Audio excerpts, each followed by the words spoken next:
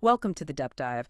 We're jumping straight into a really pivotal era in American history. That's the westward expansion, roughly between 1865 and 1890. Right. Just imagine this huge territory, from the Great Plains out to California, and it just undergoes this massive, massive shift in only about, 25 years? It's staggering.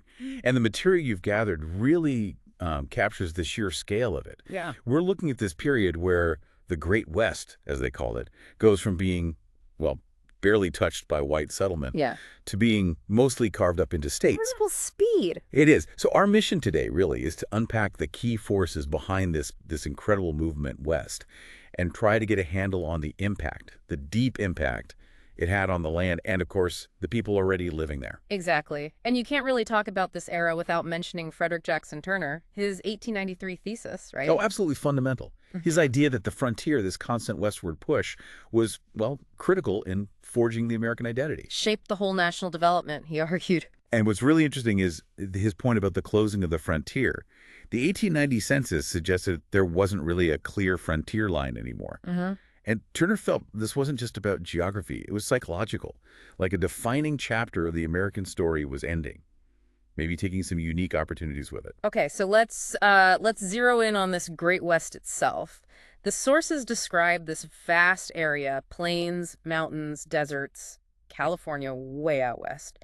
And it's almost, unbelievable that in 1865, apart from the Mormons in Utah, maybe some Spanish-Mexican settlements, Right, scattered. this huge region had virtually no white population. It's true.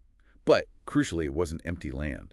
Far from it. It was home to, a real tapestry of Native American nations, different cultures, ancestral lands. Yeah, the Plains groups, the Sioux, Comanche. Yeah, and the southwestern peoples like the Apache, the Navajo. And up in the Northwest, the Nez Perce, Shawnee. A really diverse population. And then, boom, by 1890, the map looks totally different, mostly states. Settlers pouring in. Our sources keep saying astonishingly rapid pace. Yeah, it does strain the imagination, that speed and scale. Yeah. And something else her sources highlight, which is important, is that this migration wasn't just white settlers. African Americans played a really significant role in the West. Right. Even early on in the fur trade. Exactly. Yeah. And then after 1877, you see this notable migration, people looking for new lives, homesteading, especially Kansas, Oklahoma. And that statistic, Yeah. as many as 1 in 4 cowboys might have been black. Yeah, it really challenges that sort of classic Hollywood image, doesn't it? It certainly does. It complicates the picture. But this rapid expansion, this flood of people, it inevitably led to conflict, right? Oh, absolutely. Direct, often violent conflict. With the native nations who were already there, they were directly in the path of this westward surge. Undeniably. And to understand that conflict, you kind of need to look at how native societies were structured, especially on the plains. Like the horse, introduced by the Spanish way back. That really changed things, made them more nomadic, more competitive for resources, like the buffalo, which were vital. And these weren't simple societies. The sources talk about bands, governing councils. Sophisticated social structures, Yeah. clear gender roles, women often handling domestic life, art, men focused on hunting, defense, trade. A strong warrior culture, too. Competition between tribes was common. Definitely. But here's a key point, I think.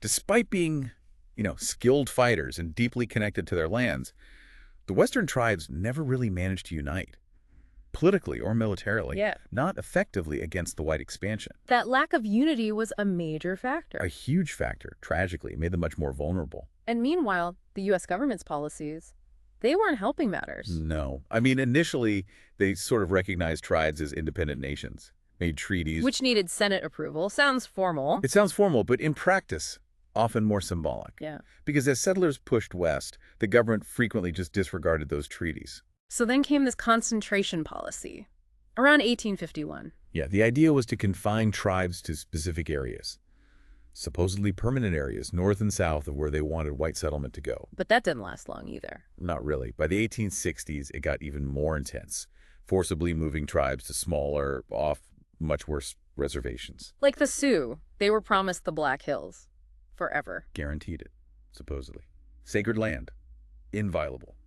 Meanwhile, loads of other tribes got pushed into Indian territory, Oklahoma, basically. And the Bureau of Indian Affairs, the BIA, was managing all this. Right. They became central to managing the reservations. But here's the thing.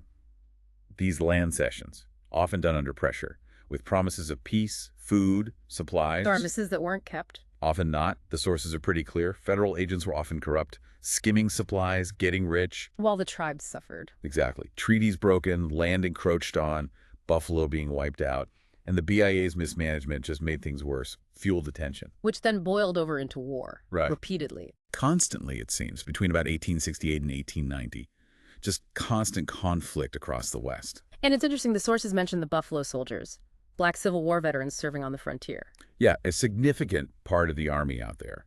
Shows the complex mix of people involved. But even though the Plains Indians were, formidable fighters, often well-armed. They had repeating rifles sometimes. Yeah, from traders. Yeah. But ultimately, they were facing an enemy with way more resources, relentless pressure. And some of the conflicts were just brutal. Sand Creek, for instance, 1864. Horrific. Yeah. The Cheyenne and Arapaho had been pushed onto this barren reservation in Colorado.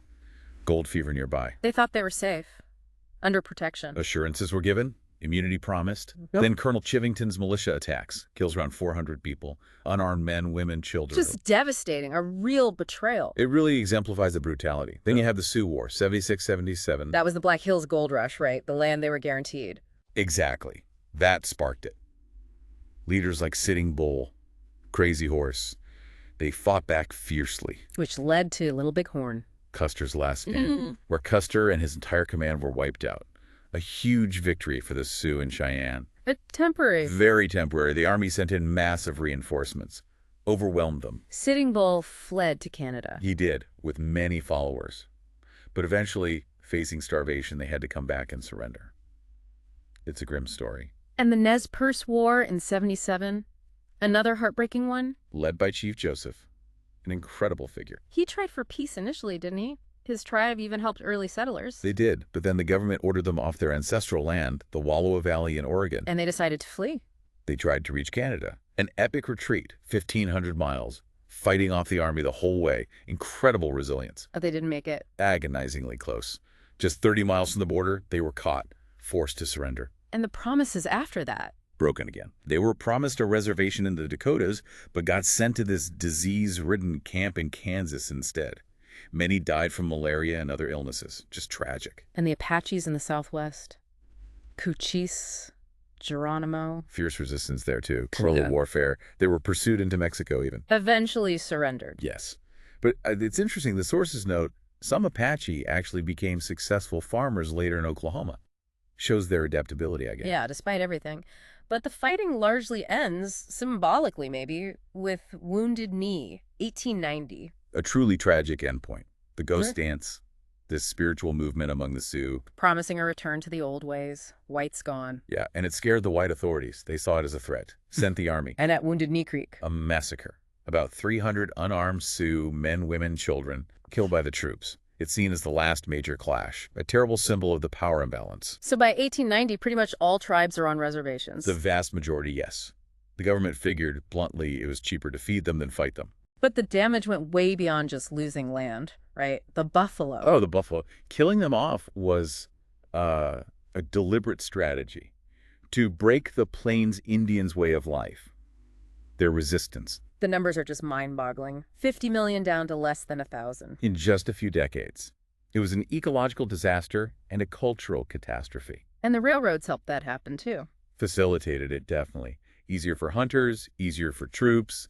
Plus, white diseases, alcohol, devastating impacts. Amidst all this darkness, though, some people started speaking out. Reformers. Yes, a reform sentiment started to grow. Helen Hunt Jackson was key here. A Century of Dishonor, 1881. Right.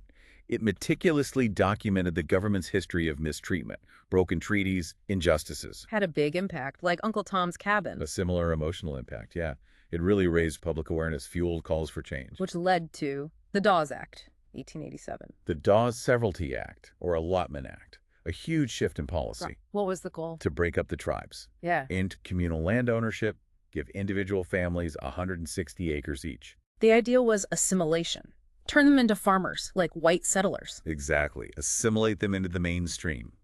Dissolve tribal identity. But the results? devastating in many ways. It undermined traditional cultures, especially with the boarding schools trying to stamp out native languages and customs. And the land itself. Crucially, it led to the loss of about 2/3 of the land Native Americans still held, sold off, open to settlers, Even though the act was eventually replaced. repealed in 1934 by the Indian Reorganization Act, and full citizenship didn't come until 1924. But the damage from Dawes was immense and long-lasting. And today, about 2 million Native Americans in the U.S., a testament to resilience. Absolutely. Okay, let's shift gears a bit. The Transcontinental Railroad, another massive force. Oh, pivotal. The sources really stress how it created, or at least enabled, 3 distinct Western frontiers. Mining, cattle, and farming. Exactly. It provided the transport needed to make exploiting those resources viable on a large scale. And towns just popped up along the lines. Sprang up incredibly fast. And the railroad companies got huge land grants themselves, which they then sold off to settlers, so they were actively driving migration. So let's look at those 3 frontiers. Mining first. Right. Mineral-rich areas often got settled first, Yeah. and very quickly. Pikes Peak, Colorado Gold Rush, 1858. Yep, and the Comstock Lode in Nevada, 59. Silver and gold.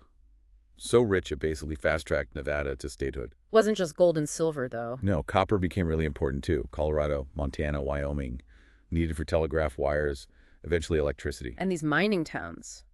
Boom and bust. Classic boom and bust cycle. Towns explode overnight. They become ghost towns when the easy ore runs out. And eventually big companies took over. Yeah, because deep mining required serious capital. Individuals couldn't manage it. Corporations came to dominate. So the impact of mining, pretty wide-ranging. Huge. Drew people and money west, helped fund the Civil War, spurred railroad building. Intensified conflicts with Indians over land, as we said. Right. And even influenced national politics, the whole silver issue, plus all the folklore, the stories. Definitely left its mark. Okay, next frontier. Cattle raising. The cowboy era, made possible by the railroad. Absolutely. The railroad was key for getting beef from the western ranges to the eastern cities. That's what fueled the long drive. Driving huge herds north from Texas. Exactly. Ah. Across the open plains to railhead towns, Abilene, Dodge City, places like that. And it's interesting that so much of the cowboy culture, the techniques, even the words, Lariat, rodeo, bronco. comes from Mexican ranchers, the vaqueros. Absolutely. Yeah. And the cowboys themselves were a diverse bunch. Ex-Confederates, Northerners, African-Americans, Mexicans. But the long drive era didn't last that long. Relatively short, yeah. Several things ended it. Barbed wire was probably the biggest. Joseph Glidden's invention fenced off the open range. Made those massive drives way harder. Plus, really harsh winters and summers in the mid-1880s killed off huge numbers of cattle. Overgrazing, too. Yeah, that became a problem. So the industry shifted. Fenced ranches, better breeds of cattle. The open range days were over. Which brings us to farming, the third frontier. And the Homestead Act of 1862 is sort of the centerpiece here. Offering 160 acres, live on it 5 years, improve it, pay a small fee. Right. A big change from selling land mainly for government revenue. The idea was to encourage settlement, family farms. And did it work? Did lots of people take up the offer? About 500,000 families did, yeah. So it spurred migration significantly.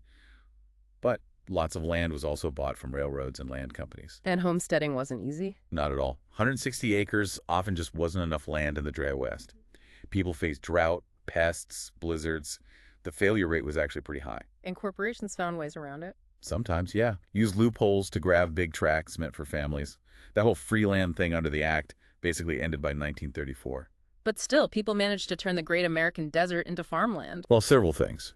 New plows to break that tough prairie sod. Railroads helping market crops and selling land themselves.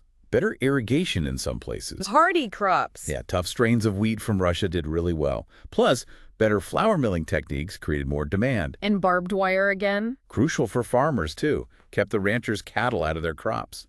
So as these frontiers filled up, states started forming quickly. Very quickly. Between the 70s and 1890, you get Colorado, the Dakotas, Montana, Washington, Idaho, Wyoming. Utah finally came in after banning polygamy, Right. And then the Oklahoma land rush in 89. That really caught the public imagination. opening up former native land. Creek and Seminole land, yeah.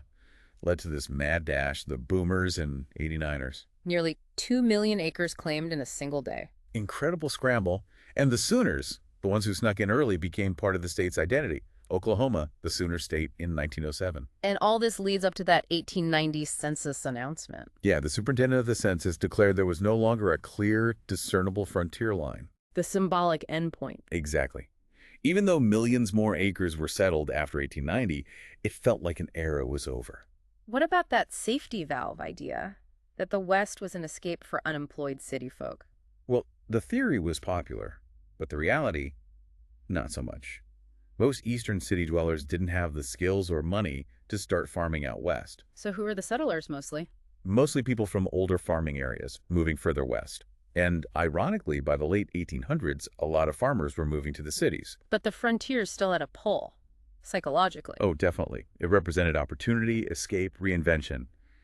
Even for people back east who never went, it was sort of there, an idea. Okay, finally, let's touch on how farming itself was changing. This wasn't just about moving west. No, there was an agricultural revolution happening, especially post-Civil War in the Mississippi region. Farmers started focusing on single cash crops, corn, wheat. Becoming more like factories, producing for the market. Pretty much. Yeah. America became a huge food producer for the world. But this specialization made farmers vulnerable too. Especially in the South, with the crop lien system. Yeah, that was devastating. Farmers, black and white, would borrow against their future crops at high interest. Trapping them in debt. Exactly. Led to this cycle of debt, loss of land, huge rise in tenant farming and sharecropping. And farmers started blaming banks, railroads. They often did. Felt exploited by high interest rates, high shipping costs.